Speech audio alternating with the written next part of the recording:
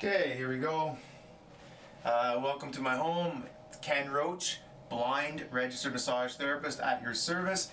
Guide dog Gromit is here. We're doing this video for a friend of ours who got her guide dog Charlie at the same time I got Gromit at Guide Dogs for the Blind in California.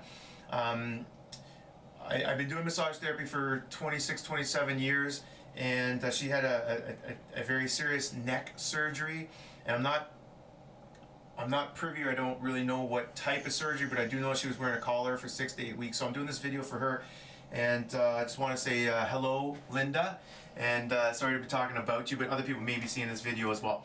So, typically the medical community doesn't like to stabilize things unless it's absolutely necessary. Even casting is done more conservatively now. Even bracing will promote muscle weakness. Tendon toughness is decreased. And right now, if your neck collar just came off the other day and you've had it on for some 6, 8 or longer weeks, so you're going to be very unstable. So obviously there's going to be some muscular work inside the collar, even though there was no movement, because the idea of the collar is to stabilize things, because you cannot have things shifting around. Possibility could have been a spinal stenosis, where they would have had to open up the spinal canal. There's the rule of thirds, especially in the neck, where the spinal cord takes up 1/3. There's some adipose, some fatty tissue, and some connective tissue takes up the other 2/3. So the spinal cord takes up only 1/3, and there's a little bit of room in there. But if it starts to pinch in there with some extra bone growth, scarring for whatever reason, they have to surgically kind of clean that out. So they may stabilize your neck for something like this. If there's any sort of disc fusion or disc replacements, and of course if there's any serious fractures or something like this. But I don't believe that to be the case. So quite possibly there was some nerve interruption, whether it's numbness, tingling in your hands, feet, or even balance. I've had a client that had stenosis surgery many years ago because she was balance issues.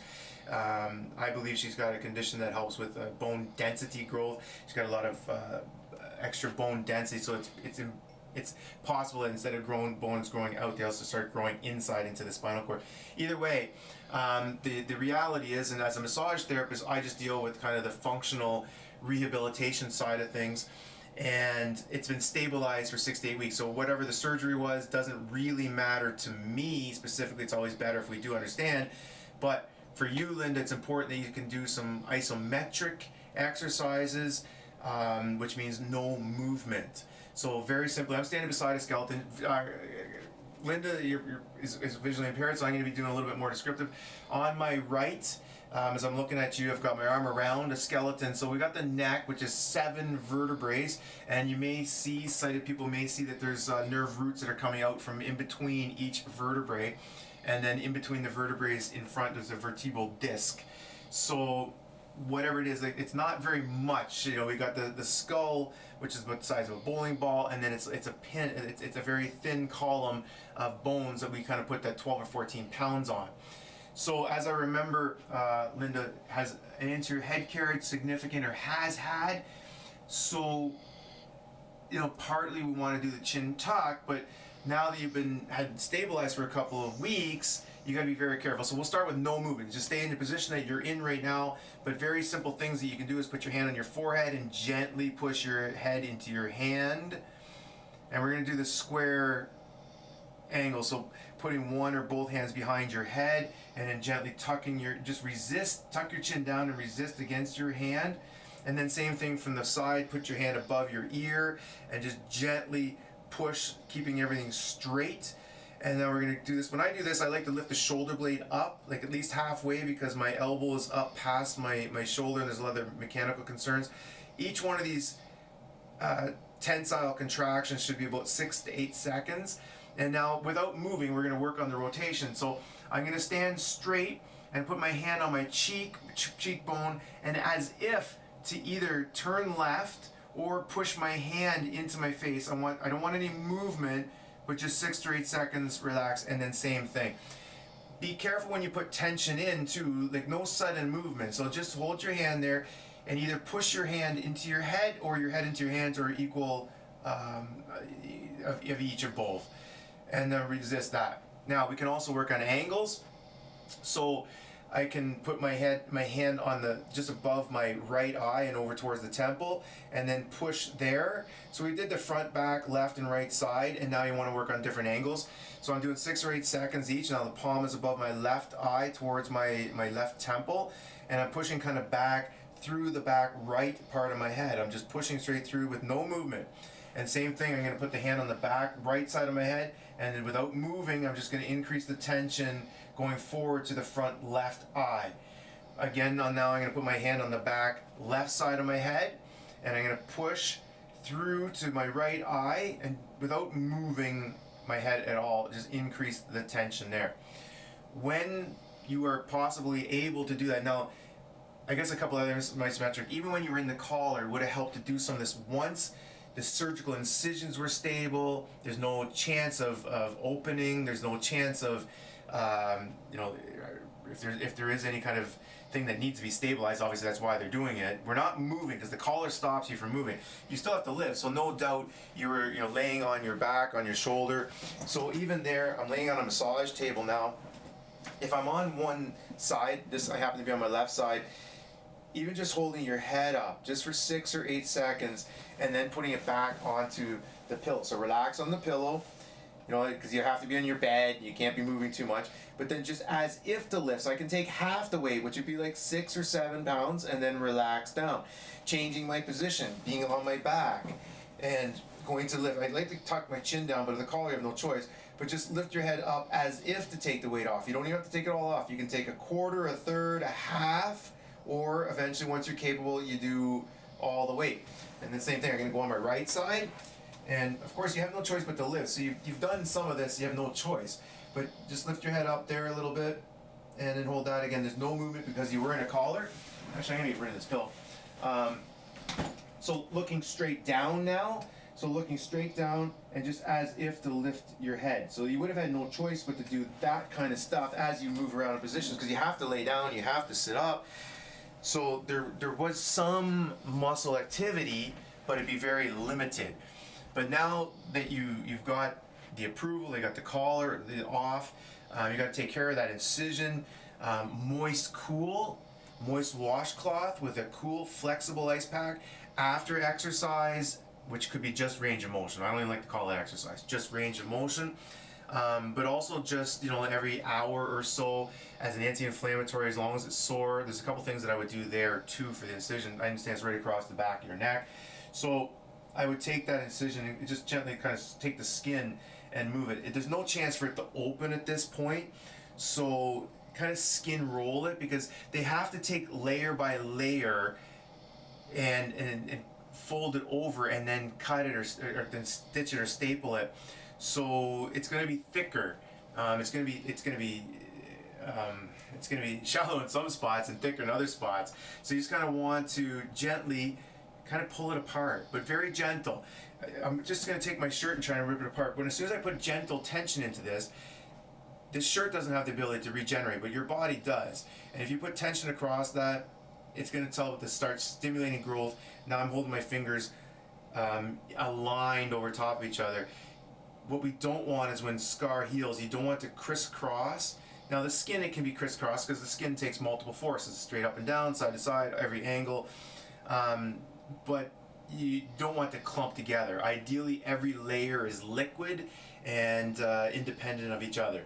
So you can take your skin and kind of move it around. I'm just taking I actually have a dreadnought in the back of my head now. It's down about top of my shoulder blades, maybe 8 inches or so. Then take the skin, just to give her a description. So just take the skin and kind of just skin roll that. That's one thing, because you want to improve the health, stimulate growth, guide healing of the scar as well. And if you can kind of take the skin, I'm just going to do it on my forearm, but if I can just grab the skin and kind of roll it back and forth, even push in and then go back and forth, side to side, slow and gentle, but it has to increase its toughness over time. You have to grow that tougher over time. As long as it's not going to open and start to leak and such like that. These are the concerns, but I'm sure that's not the case. So back to the neck. Now that you can move it a little bit, once you get permission to move it, the simplest thing is going to be going straight back and then relax. And again, you want to move slowly. You want to go back for 6 to 8 seconds and relax. I recommend everybody do this, not just for you, but everybody. but especially with this anterior head carriage, because when we go forward, like one vertebrae, this is like intervertebral foramina. So a vertebrae above and a vertebrae below, they make a whole hole. So if you think about a vertebrae being like a tricycle with an anterior head carriage head going forward and you're looking up and you got this kind of shelf in the back of your shoulders, that creates a lot of tension like you're a tricycle and you're kind of putting the pressure on the back wheels, doing a pop a wheelie. So literally speaking, when you do a gentle chin tuck, and I mean gentle, pull straight back and hold, you're lifting one vertebrae off of the other. Perhaps your husband can help interpret what I'm doing. I have two hands compressed against each other when you're forward and jamming down each other, and that might have been one of the issues with the nerve root impingement. So if you tuck your chin back when you're able to, just to push it back, even if it goes back even a centimeter, centimeter and a half, but eventually you want to start working on going straight back as far as you can. Ideally, posture has your ear over top of your shoulders up and back a little bit. That's the simplest thing that your spine's going to do, is forward and back. And because you're already forward, we need to really work on going back. The next thing would be a little bit of rotation. So still with the chin tuck straight back and then turning left or right, the idea is to try and get all these vertebrae moving. When you have your head too far forward, we have 7 vertebrae and only 2 or 3 are going to be doing all the work. The lower ones, which they talk about, whiplash, the lower ones, C5, 6, 7, that's part of the handle. That stays stable. And then the middle C3 and C4, that moves a lot. C1, 2, 3, that's like the whip. So you think about holding onto a whip and you just go whoosh, tsh, and you snap it back. But the handle is stable, and in most of us that handle's too stable. In most of us, that's kind of bending forward to create this shelf between your neck and shoulders, like kind of hump, if you want to call it a hump, hyperkyphosis, whatever. But we want to kind of do the chin tuck to ideally eliminate that. And if you can go straight up and down. Now we can use arms and shoulders as a lever. So if I lift my shoulders up and back and my mid back as well, and then it helps to lift that up, I'm just going to put my thumbs straight up. You can have your elbows bent and go straight up. Try and tuck your chin back, because now I'm getting more mid-back extension when I do that. And breathe in. That lifts your ribs up as well. You don't even have to move your neck. And lift up your shoulder blades as far as you can. Make sure your shoulder blades are going up. And then breathe out on your way down. So again, going nice and slow. My elbows are down. My fists are kind of at my chest height. And I want to breathe in on the way up. Keep your shoulders kind of progressive going up. As you go up, you can take your chin back a little bit more. You can try and look up, but again, limit all your movements until you're able to move. The back is the most important one at first. And then that was going like up towards the English letter I, straight up. But as you come up, your shoulder, your elbows, your arms, once they're shoulder height, lift your shoulder blade a little bit. This is very important. There's other problems we'll talk about in a second. As I lift your shoulder blade halfway up, I'm reaching halfway up, so my shoulder blade should be halfway up. And as I reach all the way up, I want that shoulder blade to go all the way up. This is the English letter I, right? 2 arms straight up. And see, if I do this and I breathe in, I'm relatively straight up and down. My spine's straight back, and I use a little bit of tension to push back like that. That's why I'm breathing out as you bring all your arms down, because everything's getting small. And everything gets big when you breathe in. I'm exaggerating that just so you have an idea what I'm talking about. Now we can also do the English letter Y. So I really like palms up, and you can come up here, but lift your shoulder blades. Once they come like shoulder height, lift the shoulder blades a little bit. Once I go up here, a quarter, half, 3/4, and all the way up, well, I'm only going halfway up here, because just halfway up would be just fine here, because I'm doing the Y. So think about the English letter Y, shoulder blades half up. And now you'll notice when I put my hands behind my back, my head, my arms are still in that Y position, and that's why we want to lift your shoulder blade up. Just briefly on the skeleton here, most people, and Linda, no doubt, I remember your posture mechanics and such, like everybody doesn't move their shoulder blade, especially individuals with breasts. Because, anyways, as your arm goes forward and back, and you've got a bra strap over your shoulder blade, it tells you not to move your shoulder blade. So we tend to be using just your arm, glenohumeral joint, rotator cuff muscles. Right now, my skeleton's wearing a boxing glove. I use them to help teach martial arts down here as well. So again, here, similar in the neck, where we had 7 vertebrae, but only 2 or 3 are doing all that work with that anterior head carriage. Here at the shoulder, you've got the collarbone, the shoulder blade, and the arm bone, and only the arm bone is moving. So you're using just little tiny rotator cuff muscles. And then if we don't do it appropriately, which a lot of people don't, I've got this skeleton with the elbow pointing outwards, his left arm is pointing towards me, and palm is facing down. As we go up, you're not going to be able to see this, but what happens in the body is this big, I gotta get him, he's got a dislocation. I hit a shoulder dislocation, it was out of joint. So as this comes up here, when I turn this in, the big part of that bone goes up underneath the shoulder blade and creates pinching on one of the 4 rotator cuff. It's called supraspinatus. It's actually in this little bony cleft in here, and it gets pinched up and through there. So if you lift with your palm down and your elbow out, as you come up, you're going to be creating some impingement at the shoulder, which you don't need any more problems. You got the neck issues, you don't need shoulder problems. One of the orthopedic tests that I think is important to learn from, called Kellogg's, as your arm comes in, so I just got my hand going straight up, 90 degrees from the floor, so parallel, my arm is parallel to the floor and my hand goes up 90 degrees, and then I take that and fold it, so my elbow didn't move, but my hand is now coming down towards my right shoulder. That imparts this kind of rotation. I just knocked Buddy's head off. Get your head on straight there, buddy. So this is what they call the empty can. I'm just gonna fix this guy. It bothers me when he doesn't have his head on straight. My gosh, I try to do 3-minute videos and it's never gonna be like that. Just can't do it.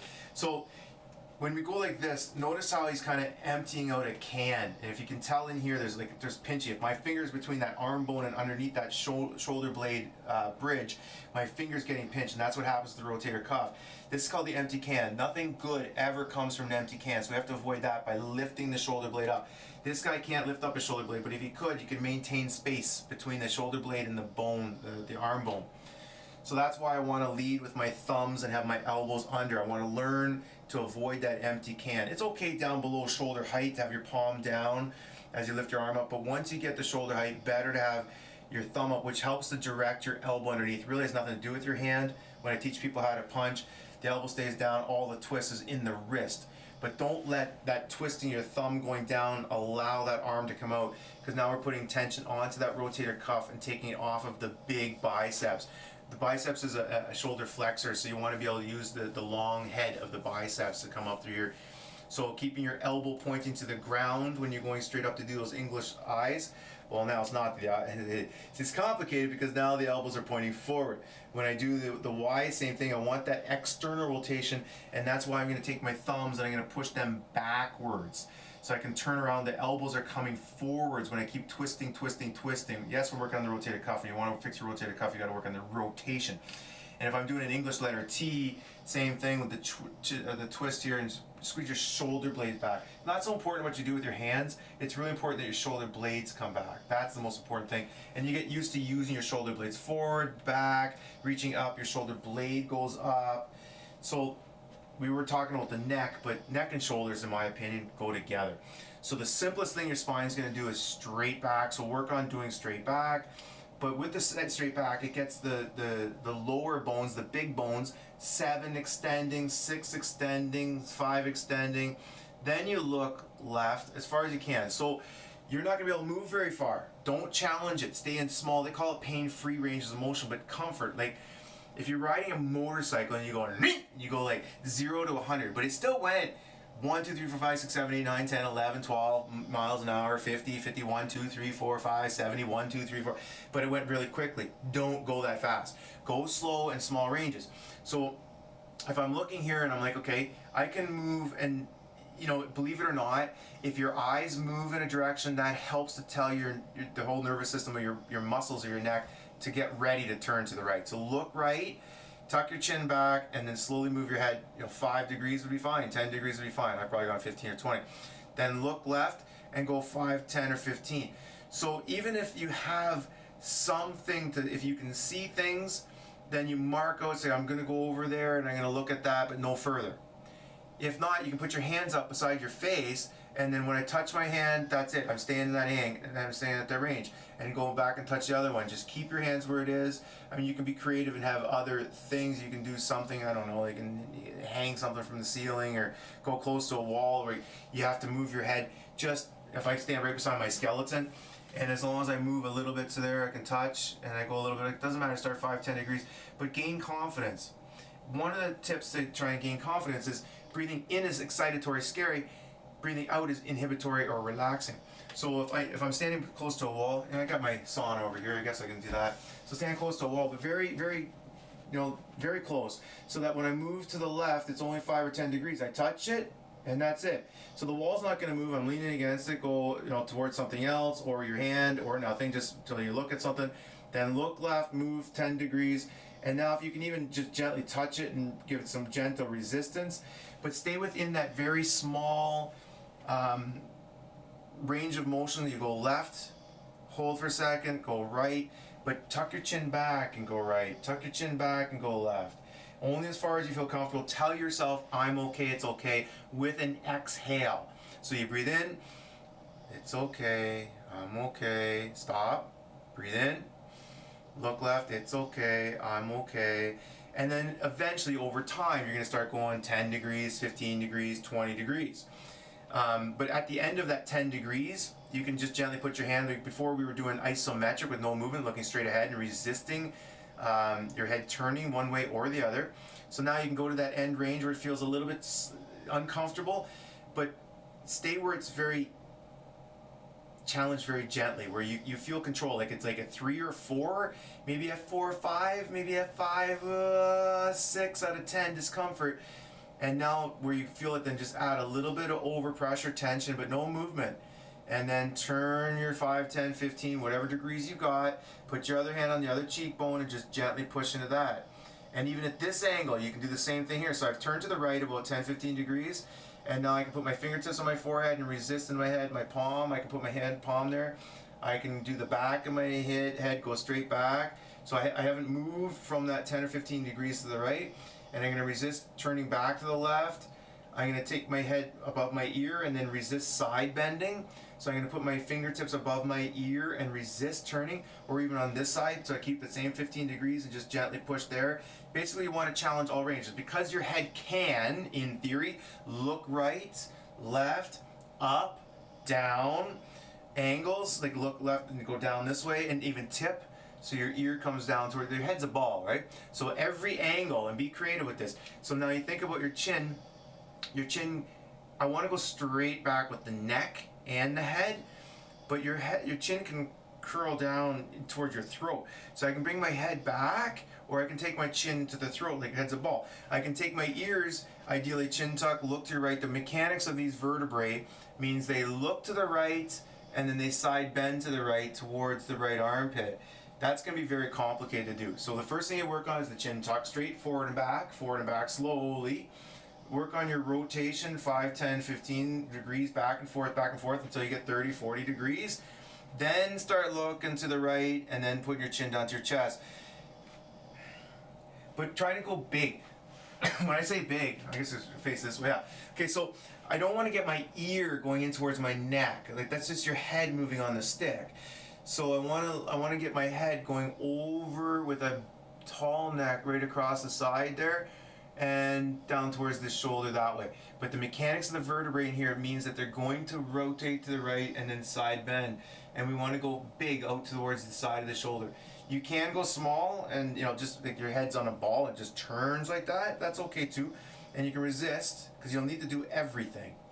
And the more you do this, and I mean on a very gentle, small range, getting bigger ranges, the more you can expect, the faster, because there's a lot of muscles. There's a muscle right behind your throat called longus capitis, and it goes on the skeleton. I'll show you. It goes right from the inside of your you can't see it there. It goes from the inside of the skull, and it goes onto these vertebrae here to help. I think I just knocked his jaw, dislocated his jaw. This guy's head's falling apart, man. I hate these magnetic things. I got another one duct taped up, but I didn't want to do this to him. Okay, so the vertebrae, there's muscles everywhere, 360 degrees. So up from the inside of the skull, on the front of the vertebrae, is one called longus capitis. And that's what if you put your hand on your forehead, and now instead of just resisting going straight back, get your husband to interpret this, Linda, because I'm pointing straight back. Now I'm going to be resisting as I resist up as I'm bringing my chin down. You can put your fist or your hand underneath your chin and then resist bringing your head down, but that flexion right in through there will become very important. So all of this stuff, standing or sitting, is gravity assisted, resisted differently. Now you want to start challenging that Once you're capable and able, again, the same rules are going to be principle. The simplest of things is going to be straight back. The next thing you work on your rotation. The last thing you work on is your side bending. I'm going to go back on this table here, and whether I go on my hands and knees, which is where I am right now, and I'm just going to have your head forward and then bring it straight back and see if you can hold that. But see, now I'm going to be holding this a little bit longer, but ideally these contractions are 6 or 8 seconds. I'm trying to resist not looking at you. So if I turn to the right again, I can do that, same 15 degrees. It's a little, now the back muscles are resisted with 12 or 14 pounds of resistance. I go back and forth slowly. So this could be good, this could be bad, depends on what's sore, right? So I've already been sitting up here for like 30, 40 seconds, I'm changing the range, but all my head capital extensors are being challenged. Now, if I can lay on my left shoulder, we're gonna do all the same stuff. Now, the force is all on this top 180 degrees from the kind of the front of my neck, the side of my neck, and the back of my neck, 180 degrees, like this whole U shape. So I want to start working on the chin tuck back. If that's all you can do, that's all you can do. Forward a little bit, back a little bit, and you can do this with your arm, your head on the pillow. Like when you're sleeping, just lift your head up just a little bit, even half the weight, 6 pounds would be fine, and then forward a bit. You can even put it back down on the pillow to rest, then lift it up, bring it back, 6, 8 seconds, put it back on the pillow, like whatever's good, but throughout the day, all day, every day, because your body's growing, right? So you gotta get influence. Now, once you're able to, you chin tuck back, you look down, that might be easy, that might be hard. You look to the right, that might be easy, this could be harder, because I'm against gravity, 6 or 8 pounds. I'm gonna go back and forth, sorry, 12 to 13 pounds. As I go back and forth, slowly back and forth, all that force is gonna be working on these muscles. Now, do the exact same thing on the other side. So as I turn over, facing down, now I'm on my right shoulder. Now all that force is going to be on the upper 180 degrees. So a little bit towards my throat, a little bit on the side, a little bit back. Chin tuck straight back, forward and back, nice and easy. And if you have to, put your head down on the pillow, go forward, lift it up. 6, 8 seconds, put it on the pillow. You can even bring it back and then lift it up. Just change the range. 6 or 8 seconds. Contract, change the range. Now when you're able, you look left 15 degrees, right 15 degrees. If you got the range, you go like this. Now, if it was hard before, it might be easy now. Depends on which side, right? So looking down might become really easy because it's gravity assisted. Looking up's gravity resisted, but now the challenge is on the left side. So if it hurts more on the right side, when I lay right side down, it might make it easy. You decide. Do the easiest side, more range is king, right? I just lost money on the table. So now when you're laying on your back, tuck your chin down. That's very important to put the effort on the correct muscles. Longest caput up in here, not this big muscle, sternocleidomastoid. You don't want to put a lot of force on that. You don't want to look up and then lift your head up. Tuck your chin down and then lift your head up. The other thing you should be aware of, if you lay on your back and put your hands on your belly, tuck your chin and just gently try to lift your head up. Your stomach muscles turn on, right? So always think about trying to look, if you tighten your stomach muscles, slide one knee up, tighten your stomach muscles, slide the other knee up. Now if you look at your knees, that's pretty good because that's got your chin tucked, and now slowly 15 degrees one way or the other way. Now I'd be very respectful this way because nobody does this a lot. So, turn one way. You're certainly not going to be doing a set of 10 or 3 sets of 10. You can put your head back on the pillow, rotate over to the left, 10, 15, 20, 45, 50 degrees, whatever you want to do. And now tuck your chin and lift up, hold it for 6 or 8 seconds, put it back down on the pillow. Rotate over slowly, I'm going quickly. Tuck your chin back and lift it up. Once you're able, then put it back on the pillow, rotate, change the range, hold it for 6 or 8 seconds, and only do 1 or 2 or 3 or 4. See how it's going to feel tomorrow. And then tomorrow, do it again. And then in a week or 2, you might be able to do it 2 times, 6 or 8 seconds. But eventually, over time, weeks and months, tuck your chin, lift your head up, and now that it's up, keep it up as you look as far as you can left, as far as you can right. Again, only do that a few times. And then back over to the other side. So the idea is to change your range. So, start standing, sitting, chin tuck back. The easiest thing your spine's going to do. The next hardest thing is going to be a chin tuck and rotate, side to back. Then the next thing is going to be rotate to the right side, look down to the right side. That supports how the vertebrae move. Look to the left side, look down to the left side. Nice and slow. And I guess I'll give you this view here too so I can hold on to the side of my face, my hand goes against the side of my face, I resist looking right. Or I look right, and now I'm at the end of my range and I put my hand on my face and I resist going further to right. Or I can resist going back to the left without moving. Or I can resist by touching my face, allowing my head to win as I go across and ease the pressure, but give it gentle, honest contraction. It's very important that you get range of motion, slow, gentle. But when you get range of motion, as I bring my hand up, I'm doing like a bicep curl. My biceps are getting shorter, and as that muscle's working against gravity, it's getting stronger, demanding blood, oxygen, nutrition, but also the tendons are getting tougher. And instead of your scar tissue being all clumpy, and like I've got my hand kind of closed, and I'm imagining like my fingers scarring my hand together. Now my fingers can't open. It's very important that before it scars, because what happens with scar, and you're already 6 or 8 weeks or post-surgery now, so everything's scarring. Everything heals with scar except for bone. You break a bone, it heals with bone. I don't care if it's skin, if it's blood vessels, muscle, tendon, ligament, joint capsule, periosteum, it all heals with scar. So instead of letting it clump together with tension, gentle, which can be stretch, we'll talk about that in a second, it can be contraction, but you want these scars to be in a line. Now I'm going to pull on my shirt. I'm going to pull my shirt straight down. There's a straight up and down line of force. And now I'm going to make it go on an angle. So it's like down towards my right hip and up towards my left shoulder. There's a different line. There's a different line. And wherever it's tender, you want to gently, whether it's stretch or contraction, gently say, here's a line of force. I want this, and I don't care if you call it a line of healing, line of force, line of contraction, line of whatever. The line is very important. And now you have to bring your body's attention to that line of force use. Your body gets good at what it does, so your body's going to heal based on how you use it. That's why it's important that we use it more appropriately while it is healing. So when scar goes in there, generalized inflammation, you're going to get lots of fluid because the solution to pollution is dilution. So especially if there was a cut, your body doesn't know what it's responding to. So solution, it's going to have white blood cells in case there's bacterial or viral infection, but also it's going to have fibrinogen, just little tiny fibers of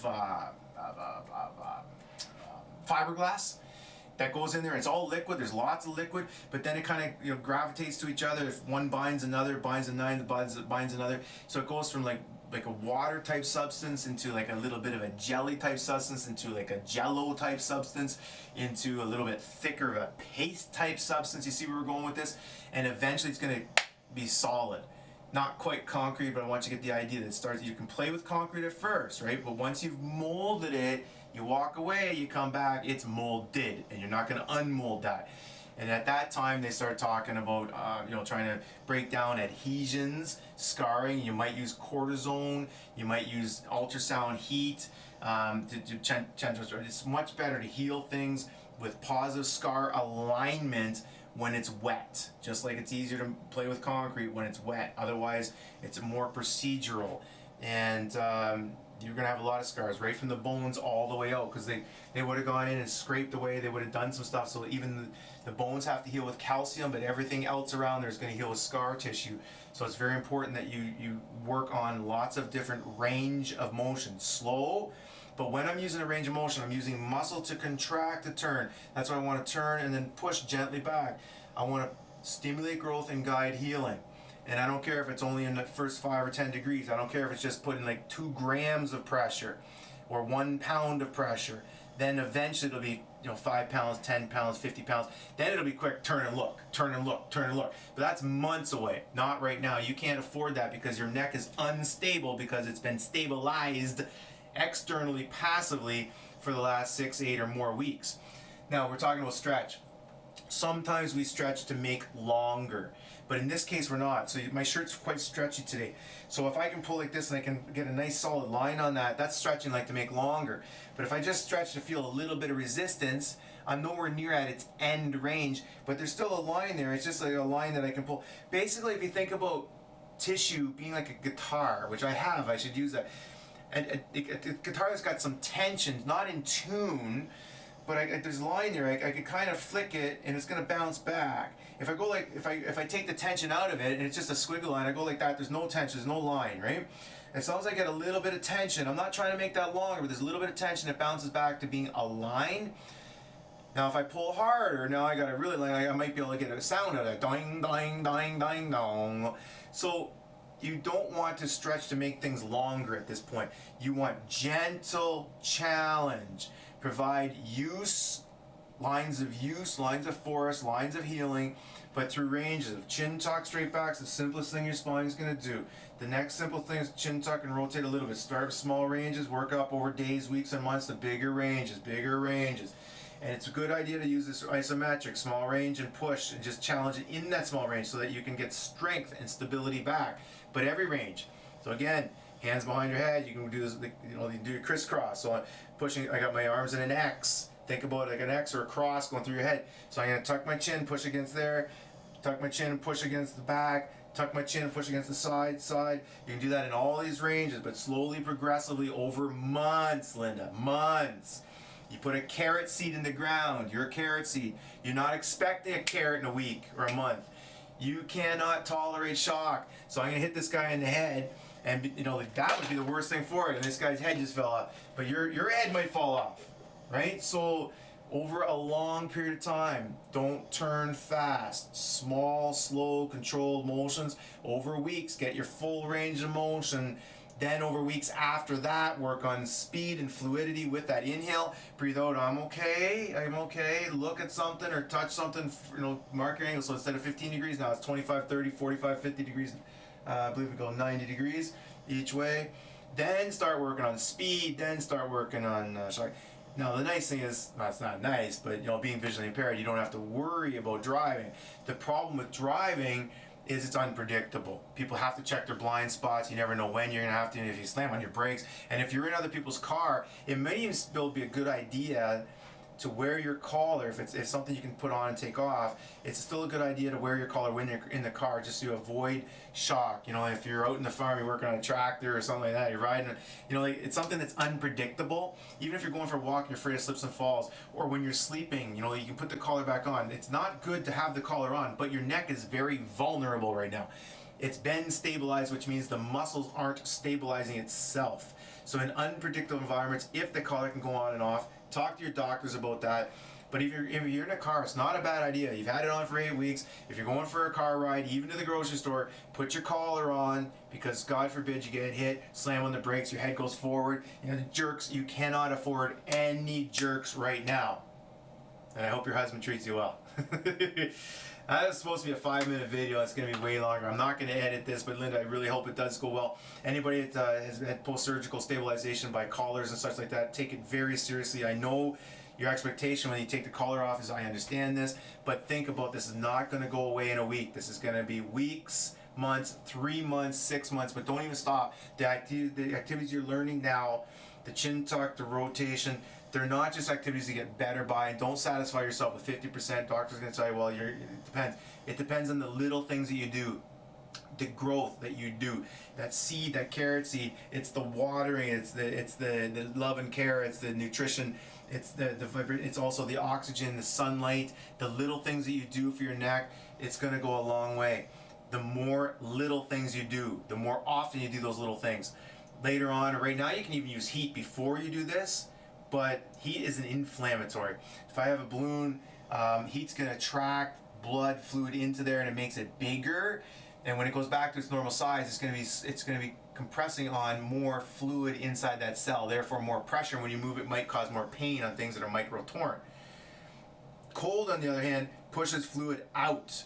And then when it goes back to its normal shape, and it's got a little bit extra space, less fluid inside the cell, inside the extracellular fluid, less pressure, and then less pain. So you'd be using warm, potentially hot, but even warm would be okay.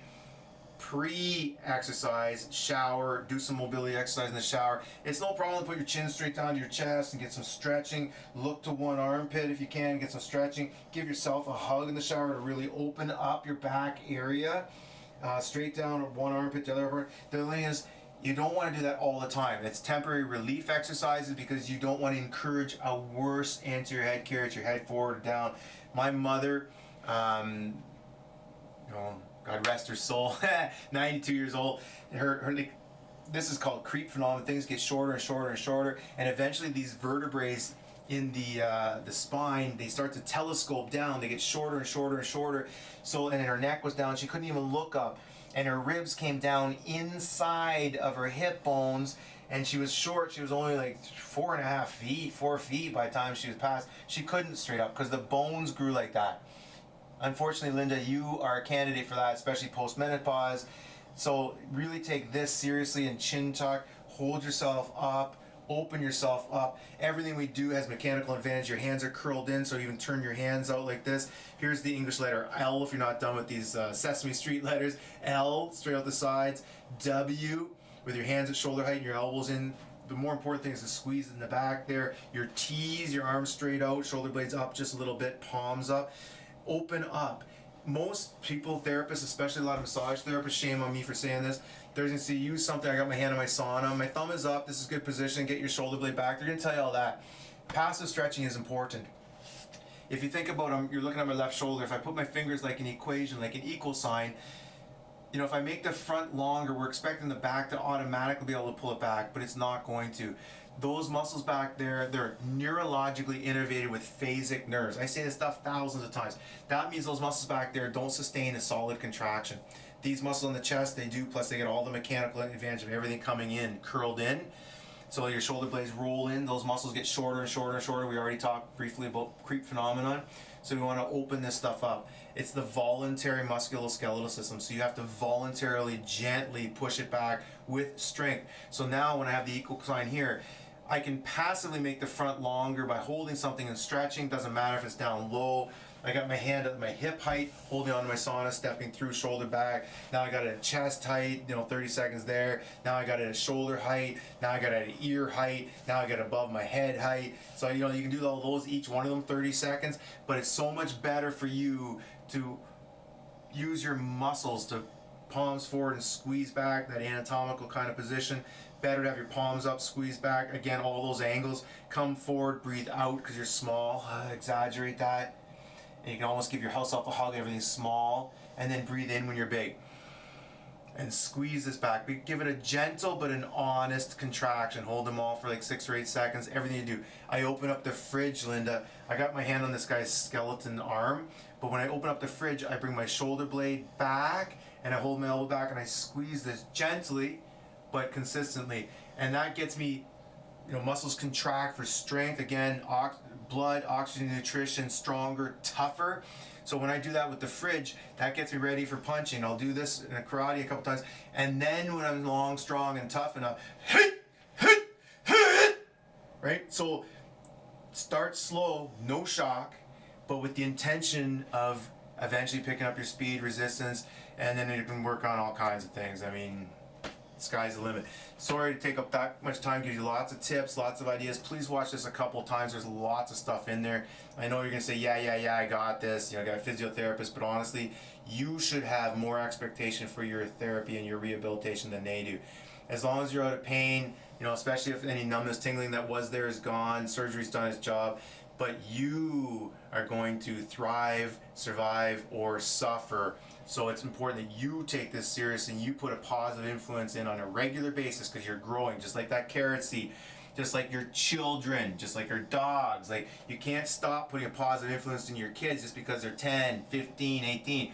Take 6 months where they don't need an influence, and you're wrong. It needs an influence. Your neck needs an influence, a gentle, positive influence all day. When we're talking about postural things, which this is, but really we're talking about mechanical, chin tuck, rotate, chin tuck, look up, whatever, right? We're talking about changing that influence all day, every day. I forgot the growing. I forgot where I was going to go with that. Got distracted on that again. I know I said this again in a minute. I'm going to lose it. We're talking about a mechanical readvantage. They talk about posture. It is part of that, but it's more of the mechanical, how things actually hold and move. Take it seriously because it should matter to you the most. Our efforts, this is what I was going to say. Our efforts against gravity should be equal to gravity. I don't feel gravity. It's there all the time. So my efforts to fight gravity should be there all the time to lift and open and gently squeeze back. People blame gravity because when I get out of line with gravity, it's going to pull my elbow. If I lean forward and I walk, you can see like my back is going to be going up and down. I'm way forward, so that means my low back muscles are going to get tired, my low back vertebrae are going to get compressed, and it's not going to work out well for me. So I want to stand over top of my legs, knees bent, so I got to use my muscles, which are going to adapt by getting stronger. Bones are just going to degenerate over time. And my force against gravity's got to be equal to gravity, which means it doesn't have to be a lot, but it has to be often, consistent, persistent, and I'd say honest, right? So keep these things in mind, and all day, every day, you either are part of your body's growth or your body's just growing without your influence, but you can't stop it. You can't stop that carrot seed from growing. It'll wither and die, just like tissue and cells will wither and die. So take it very seriously, put a positive influence in on a regular basis, and just keep gently, I don't believe in pushing this stuff forward, but gently push yourself in a direction you want to go. Work through this. Don't push. It's not a mental thing. It's like, I can do it, I don't care. Make sure you have a positive approach. It's gentle, everything I've said so far, but work it all day, every day. All right? Take care. Thanks for hanging out with me in my basement here.